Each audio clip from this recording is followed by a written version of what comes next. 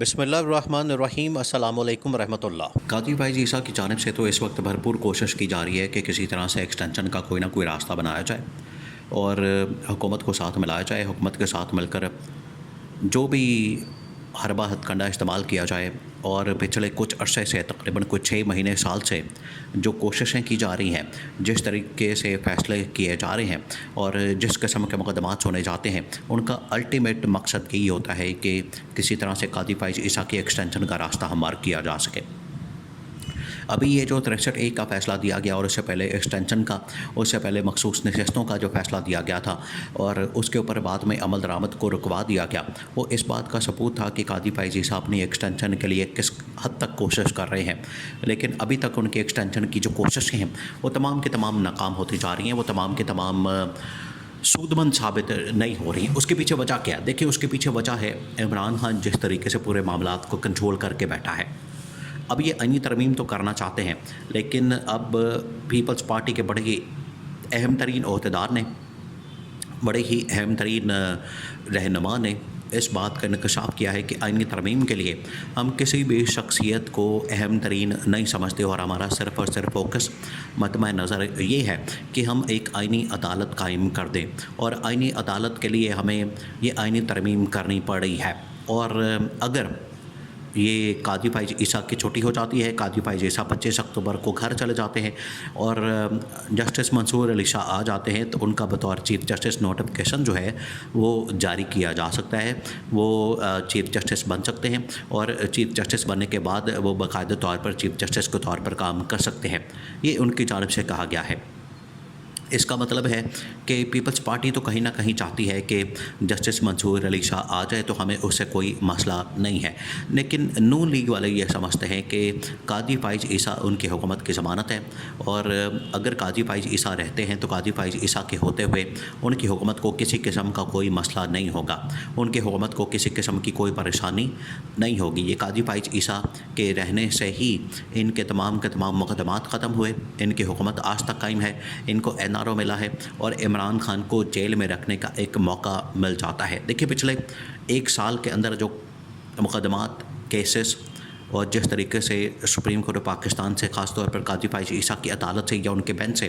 مقدمات سامنے آئے ہیں، فیصلے سامنے آئے ہیں، وہ واضح طور پر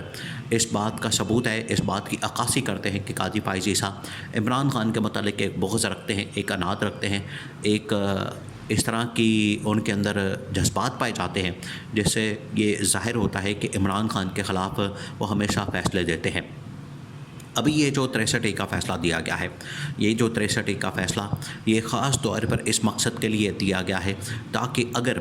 آئینی ترمیم کے لیے مولانا کو ساتھ ملا لیا جاتا ہے، جو کہ اس وقت دعویٰ کیا جا رہا ہے کہ مولانا جو ہے وہ حکومت کے ساتھ آ گئے ہیں، حکومت کے ساتھ مل گئے ہیں، اب آئینی ترمیم کرنا ان کے لیے کوئی مسئلہ نہیں ہے، آئینی ترمیم کرنا ان کے لیے کوئی پرابلم نہیں ہے۔ اگر مولانا حکومت کے ساتھ آ جاتے ہیں، حکومت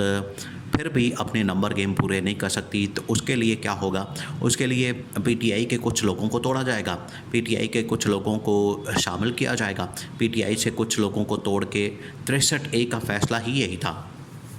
کہ اگر پی ٹی آئی کے بندے توڑے جاتے ہیں، پی ٹی آئی کے بندوں کو ساتھ ملایا جاتا ہے، پی ٹی آئی کے بندے الگ کیے جاتے ہیں، تو وہاں سے بندے لینے کے بعد یہ ہوگا کہ ان کے اوپر ڈیفیکشن لا نہیں لگے گا، وہ نااہل نہیں ہوں گے اور ان کے ووٹ کاؤنٹ ہو جائیں گے۔ اس کے بعد جو متعلقہ پارٹی ہے وہ ان کے خلاف ایکشن لیں اور ان کو ڈسکوالیفائی کروا سکتی ہے۔ یہ ہے اصل صورتحال جس کی وجہ سے یہ 63A کا فیصلہ آیا۔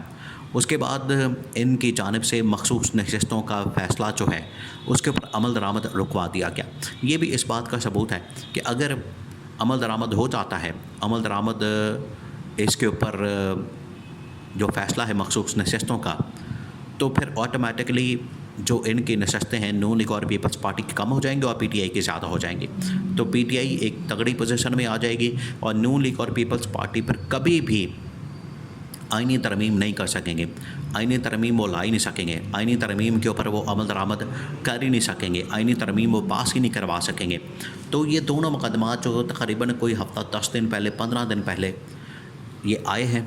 حالانکہ کئی مرتبہ مخصوص نشستوں کے معاملے کے اوپر وضاحت آئی ہے سپریم کورٹ کی جانب سے، 8 ججز کی جانب سے، لیکن قاضی فائز عیسیٰ ہمیشہ جو ہے وہ جسٹس منصور علی شاہ کو کبھی ججز کمیٹی سے نکال دیتے ہیں، کبھی جسٹس منیب اختر کو ججز کمیٹی سے نکال دیتے ہیں،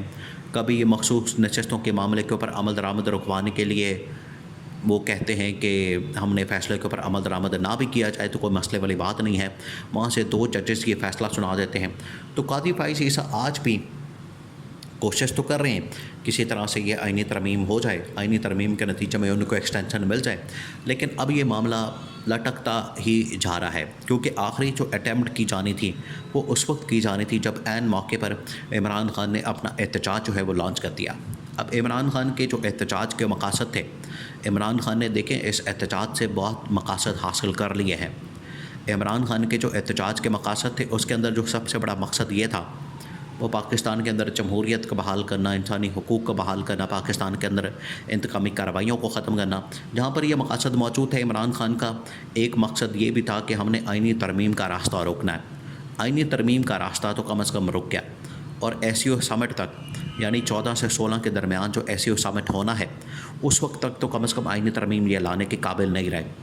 اور یہ باقاعدہ طور پر گارنٹی دے دی گئی ہے، باقاعدہ طور پر ضمانت دے دی گئی ہے، اور اس بارے میں یہ کنفرم ہو چکا ہے، اس بارے میں یہ مکمکہ ہو چکا ہے، طے ہو چکا ہے کہ جتنی دیر تک SCO سمٹ نہیں ہو جاتا، جتنی دیر تک SCO سمٹ نہیں ہوتا، اتنی دیر تک آئینی ترمیم نہیں لائی جائے گی اور آئینی ترمیم کو روک کے رکھا جائے گا۔ ایک تو مولانا کو منا لیا ہے تو ان کے پاس نمبر گیم پورا نہیں، دوسرا یہ کہ اسٹیبلشمنٹ نے بھی ان کو منع کر دیا ہے، حکومت بھی اب پیچھے ہٹ گئی ہے، اتنی دیر تک یہ کام کر سکتے ہیں، اور ایک مرتبہ SCO سمٹ نکل جائے، 20-25 تاریخ آ جائے، 25 تاریخ آنے کے بعد قاضی فائز عیسیٰ ریٹائر ہو جائے گا اور منصور علی شاہ کا نوٹیفیکیشن نکل آئے گا۔ اگر منصور علی شاہ کا نوٹیفیکیشن نکل آتا ہے بطور چیف جسٹس تو پھر اس کا مطلب ہے کہ آگے معاملات بہتر ہو سکتے ہیں۔ کم از کم قاضی فائز عیسیٰ کی رخصتی، قاضی فائز عیسیٰ کا جانا، قاضی فائز عیسیٰ کی چھٹی، وہ تو اس وقت دیوار پر نظر آ رہی ہے کہ یہ تو کنفرم ہے، یہ تو ہو کے رہنا ہے، ان کو اب نہیں ٹالا جا سکتا۔ قاضی فائز عیسیٰ اب اپنی رخصتی کو نہیں ٹال سکتا، اپنے جانے کو نہیں ٹال سکتا۔ اس کی وجہ یہ ہے کہ قاضی فائز عیسیٰ نے جتنی کوشش کرنی تھی، جتنی سازش کرنی تھی، جتنے ہاتھ پاؤں مارنے تھے وہ مار کے دیکھ لیے، اس کا کوئی نتیجہ نہیں نکلا۔ اب آخرکار قاضی فائز عیسیٰ کی چھٹی کے نتیجے میں جسٹس منصور علی شاہ کا آنا، اور آ کر جسٹس منصور علی شاہ کا یہ 8 فروری کے مقدمات کھولنا اور ساتھ میں 9 مئی کے مقدمات کھولنا،